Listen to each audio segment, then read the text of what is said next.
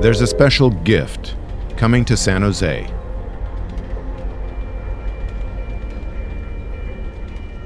It's toxic. It leaks carcinogens.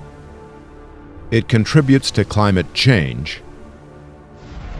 And it's highly explosive. Tar sands from Canada are about to travel through San Jose. There's a plan to bring a mile-long oil train transporting highly flammable oil through downtown and residential neighborhoods 520 times per year. It will take this 3-diesel train and toxic cargo at least an hour to cross our city. The potential for a deadly accident is extremely high. 34 of these oil trains have already derailed and exploded in the past 2 years. In one horrific example, half a town was obliterated. Many of the 47 victims were never found.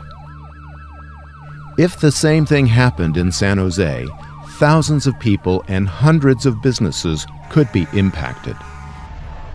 If an oil train accident happened near some of the many schools along the line, imagine the potential loss.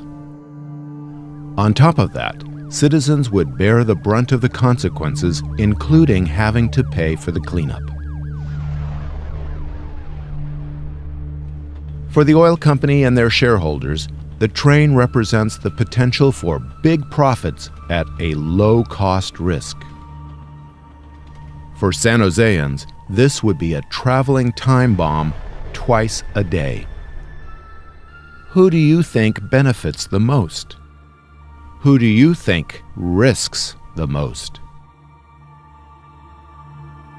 Help return this gift back to the oil companies before it's too late.